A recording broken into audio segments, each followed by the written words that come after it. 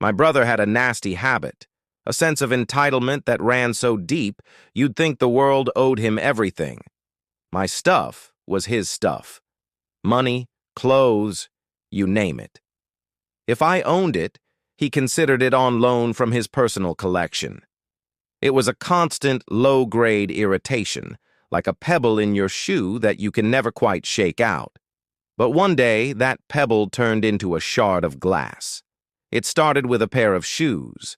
Not just any shoes, mind you. These were a beautiful pair of classic wheat-colored Timberland boots, the kind of boots that feel like an investment, solid and dependable. I kept them at our family cottage, in my bedroom, specifically for those crisp autumn walks and muddy spring days. They were my little piece of comfort, my go-to pair. And then, one weekend, they were gone. I knew instantly who the culprit was. It is a gut feeling you get when you've been dealing with the same behavior your whole life. I called my brother. The conversation was exactly what you'd expect. "Hey, have you seen my Timberlands from the cottage?" A pause. Then the infuriatingly casual denial. "Nope, haven't seen them, no idea where they could be." He was a bad liar, but he was a confident one. There was no crack in his voice, just a flat, dismissive tone that was meant to end the conversation. I knew he was lying. He knew I knew. But without proof, what could I do? I felt that familiar wave of powerlessness wash over me. It wasn't just about the shoes anymore. It was about the complete and utter lack of respect. It was the audacity of him to not only take my things, but to look me in the eye, figuratively, and lie about it. The months that followed were a quiet burn. Every time I thought about those boots, the anger would simmer. Fast forward a few months to Christmas dinner at my mother's house. The air was filled with the smell of roasted turkey and pine needles, a scene of perfect holiday harmony. My wife and I had just settled in, drinks in hand, when the front door opened. In walked my brother. And on his feet, my beautiful, unmistakable, now slightly more worn Timberland boots. Time seemed to slow down. My entire focus narrowed onto his feet. The specific shade of wheat leather, the familiar stitching, the way the laces were tied. They were mine. He sauntered in, a smug little grin playing on his lips, as if he was waiting for me to notice. He caught my glare, and his grin widened.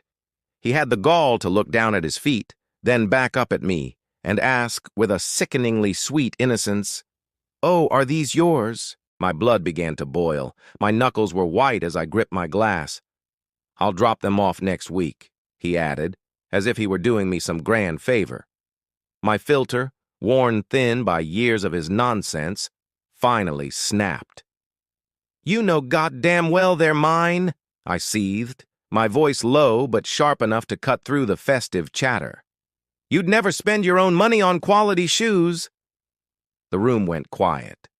Suddenly, my mother swooped in, playing her usual role as the family peacekeeper, or more accurately, my brother's enabler. "Oh, he just took them by mistake," she chirped, flapping her hands dismissively. "It was an accident. He'll bring them by." An accident? Taking something from my private room, hiding it for months, lying to my face, and then wearing it to a family dinner? That's not an accident.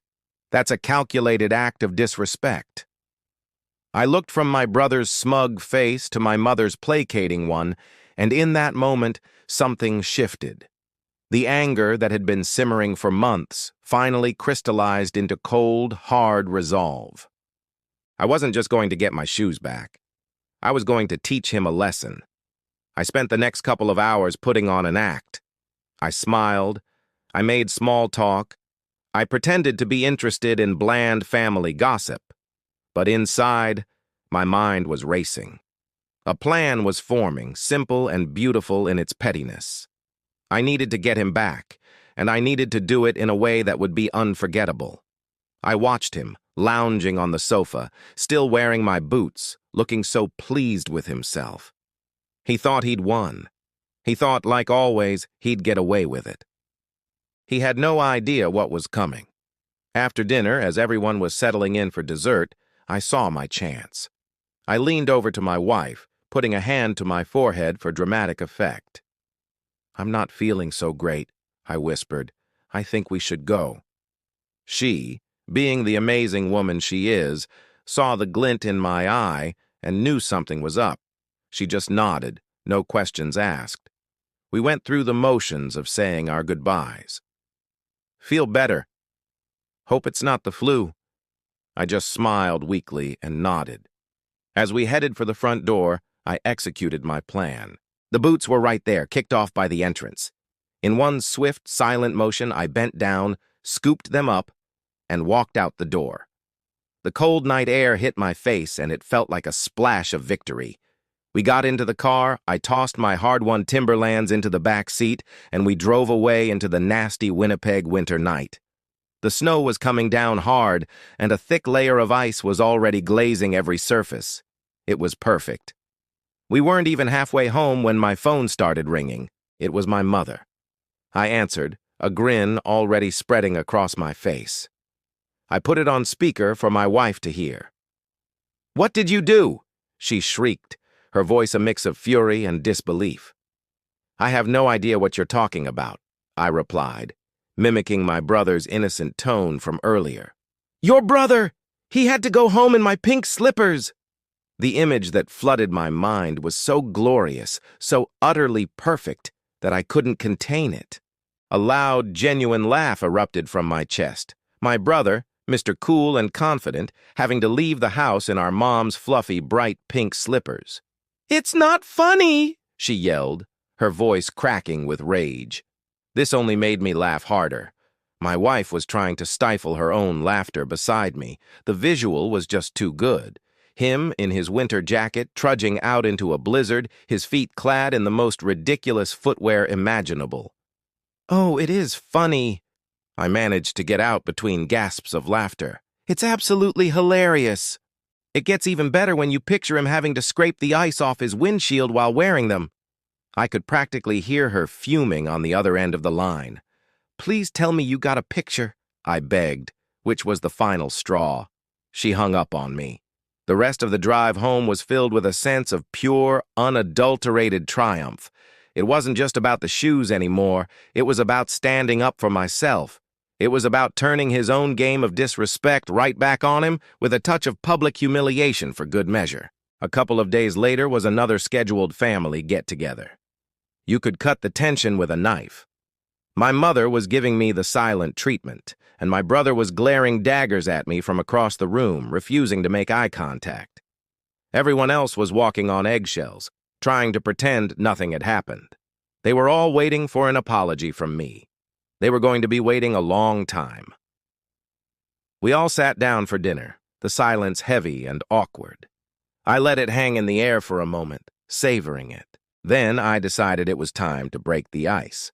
I cleared my throat, looked directly at my brother with the most cheerful smile I could muster, and asked in a loud, clear voice for the whole table to hear, "So, did you remember to bring Mom's pink slippers back?" The reactions were priceless. My brother's face turned a shade of crimson I had never seen before. My mother looked like she was about to explode. A few of my cousins tried and failed to hide their snickers behind their napkins. And me? I just sat there feeling a sense of satisfaction so deep and so complete, it was better than any Christmas present I could have ever received. He never took anything of mine again.